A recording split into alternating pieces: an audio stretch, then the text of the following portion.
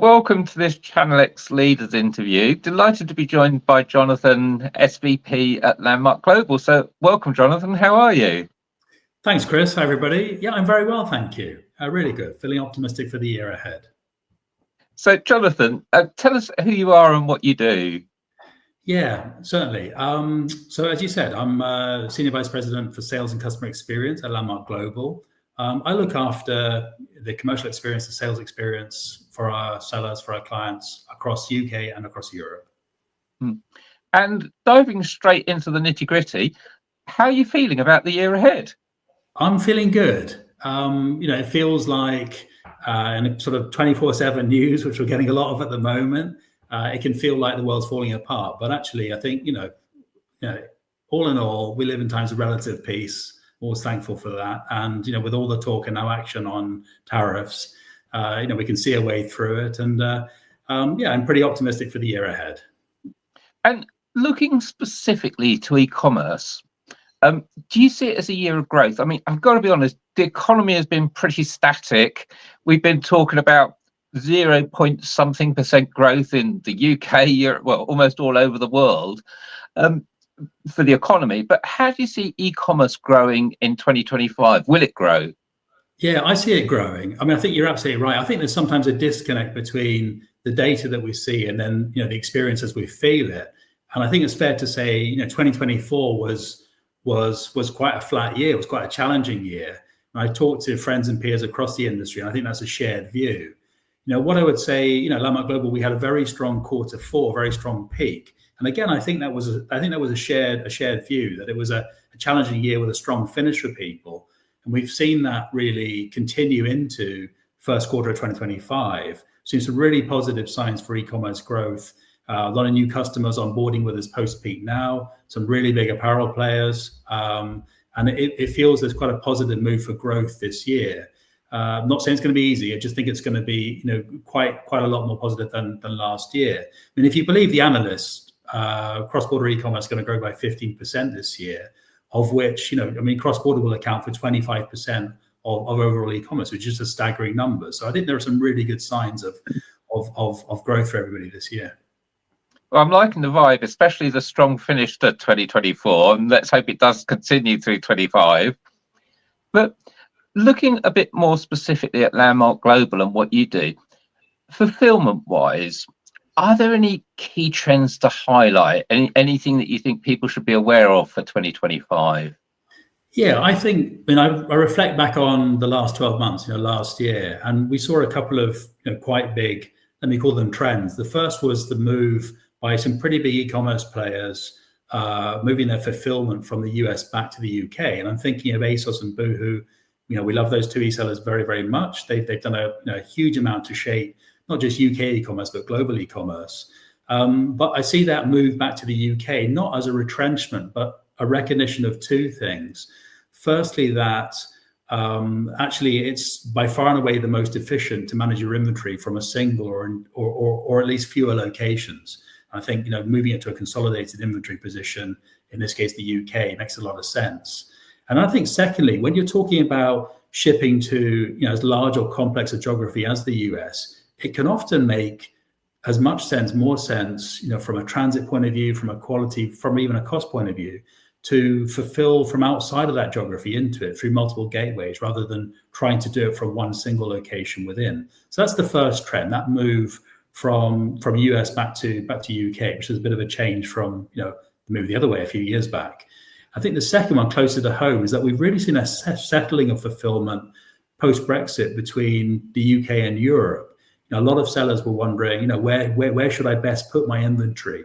And again, we've seen, Netherlands not the only winner, but certainly a clear winner in terms of if a seller wants to sell to UK and EU consumers, we either see them, fulfilling from the Netherlands to EU and UK, or conversely, they're in the UK, but they're fulfilling both UK and EU from there.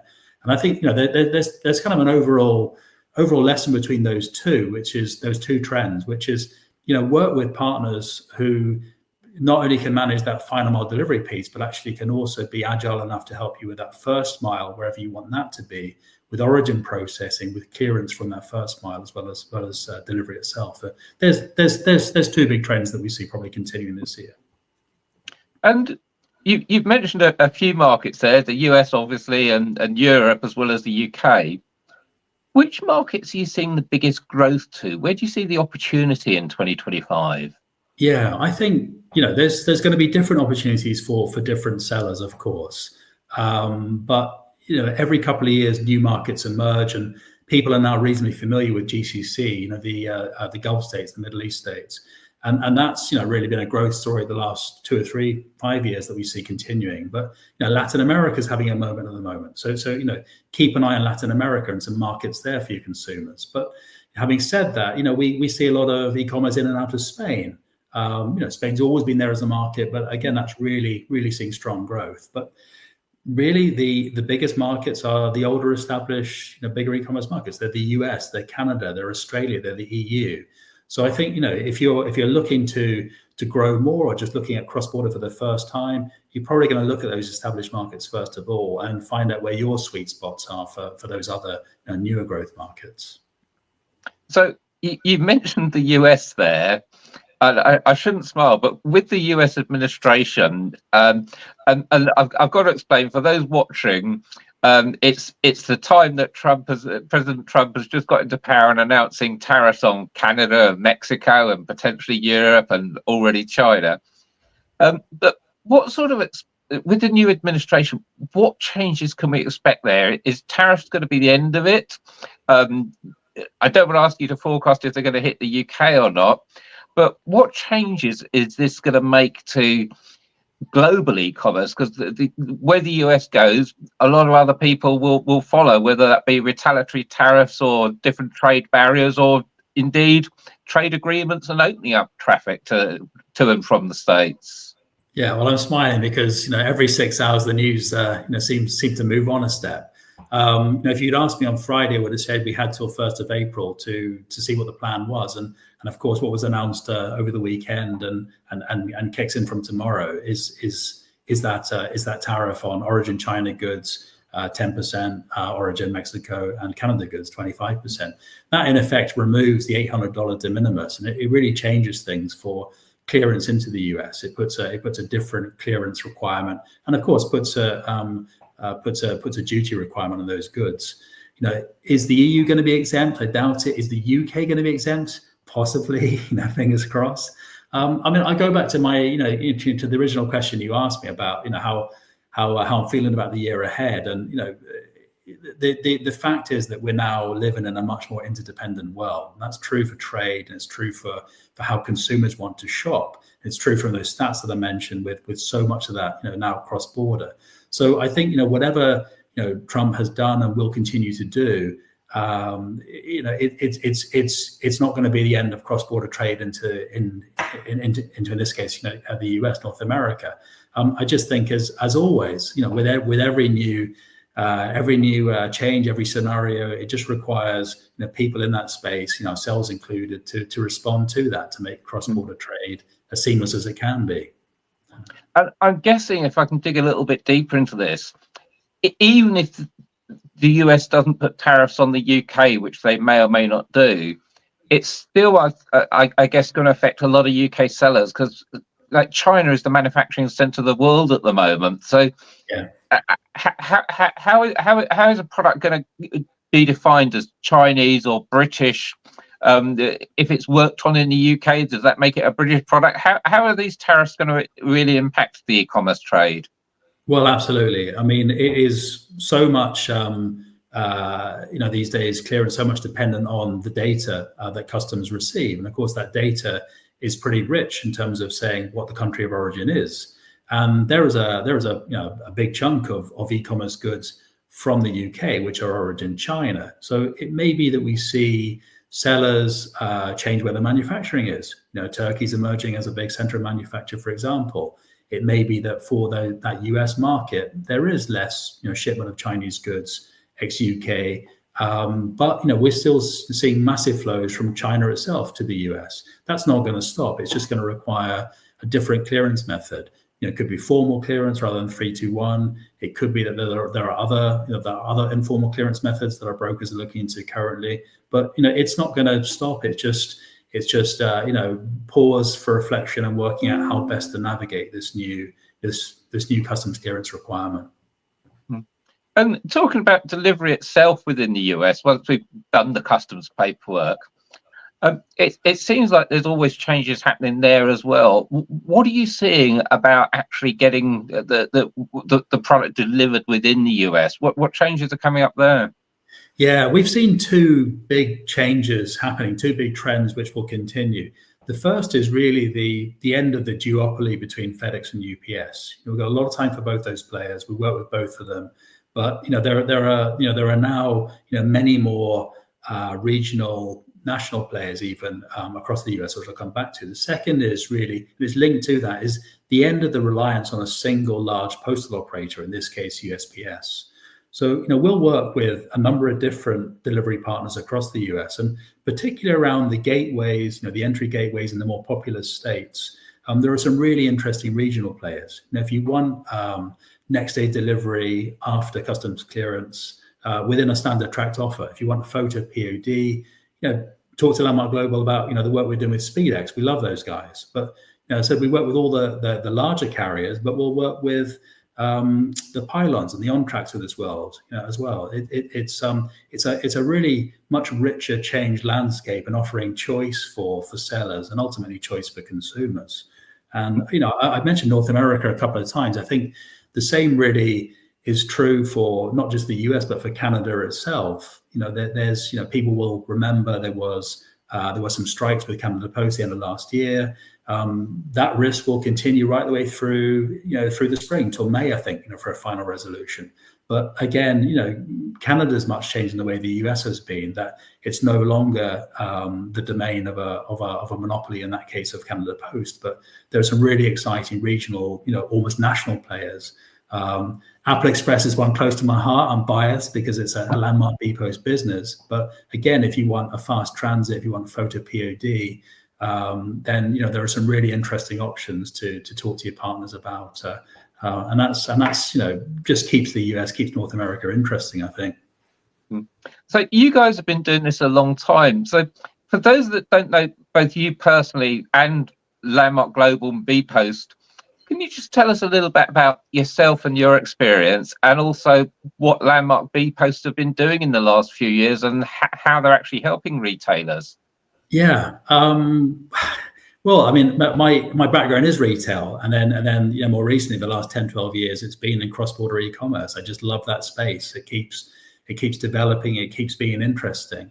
Landmark Global would just be, I would obviously say, a great example of someone who can really collaborate with you, the seller, to help you grow internationally. It's one of a number of, let me still call them relatively new businesses that sit between postal and express and just offer a really more interesting, richer, more economical experience, which is fully tracked, but also covers the world and moves your consumers' orders, moves your parcels from A to B, fast enough and with communications to the customer and fully tracked. And that's where we fit in. You started off asking about fulfillment. I mean, fulfillment is of course part of delivery, but it's also pick, pack, and dispatch. And Landmark Global bpost, we do that as well. And of course, as the name suggests, bpost, our parent company is Belgian Post in Belgium. So really, it's a business with global reach, and that in terms of origins, but also destinations. I'm very happy to be part of that. So I think there's a lot to take on board there, both from your services and the changing world with different tariffs and new carriers coming on board. How do e-commerce sellers find out more? And if they're new to cross-border, and by that, let's not kid ourselves, a lot of businesses actually stopped even selling to Europe since Brexit and haven't re-engaged yet. So if they're new or ready to start again, how do they get started in 2025? Yeah, well, the first thing I want to say is it's never too late to start. And if you want to ship to Europe, there are ways to ship to Europe, and we can make that easier. That could be you register for IOSS, but it could be that we do that for you. So there are ways now to make that as easy and painless as it can be. But reach out.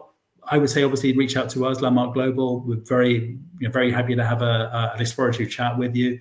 This year is all about collaboration. It's all about not just a single size fits all, but delivery partners, ourselves, others, working with sellers to really find the best fit for them and their consumers and their products. That product could be books, it could be e-commerce, it could be health and beauty, which we see massive growth in. It could be that you want to go everywhere. It could be that you just want to go to specific markets, and it's really taking that that collaborative approach with your delivery partners. And I'm saying delivery partners, but really consider the whole end-to-end e-commerce experience. Collaboration is a key theme, but so too is technology and what that brings in terms of not just integrating with your delivery partner, but the fiscal support, the data support, the customs clearance support that I mentioned. And it's really becomes now quite a joined up experience to from the checkout to sell to ship to deliver.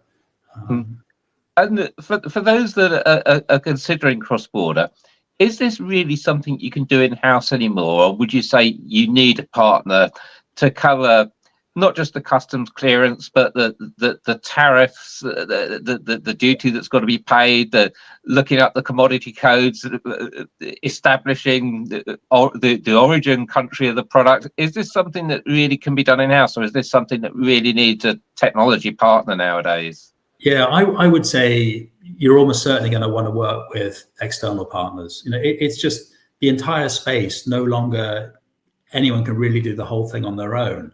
And that's not necessarily a bad thing. That's us as a business ourselves, we recognize that we work at the same time with people who are clients, who are supplier partners, who are sometimes even competitors. The same true for a seller. Think about how you're going to integrate for that delivery. We have our own multi-carrier system within Landmark Global, but there are 2,000 multi-carrier systems out there. Where do you start? And we'll integrate directly often with an e-commerce seller, but similarly we'll work with other people who are very good, agile in that same space. We'll work with a SendCloud or an Intersoft or an Octane or a Linworks, and it could be that the seller wants to integrate with us or their delivery partner through their WMS or through the ERP system, and it's really giving that flexibility. But technology, where does it end? I mean, I love what Globalee's done in the space with fully landed costs. I love what Global's doing with localization.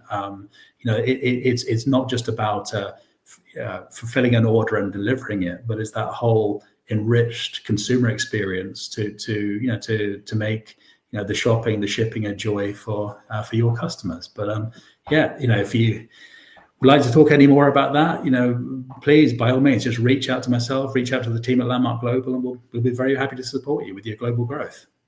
Yeah, and Jonathan, I have to say, I love your enthusiasm for shipping and customs clearance for fulfillment. So that for those that do want to get hold of you, how can I catch hold of you? And we'll put the website link and your LinkedIn profile before, but what's the best way of getting in touch? Yeah, I mean, absolutely. Look, come to the website. There's a lot of good information there. There's a contact us button page on that. Reach out to the team at Landmark Global, or indeed reach out to me directly. You mentioned LinkedIn. Love a bit of LinkedIn. Reach out to me, Jonathan Matchett, or anyone on the team. We'll be very happy to help you. Jonathan, thank you so much for your time. Brilliant. Thanks, Chris. Thanks, everyone. Bye.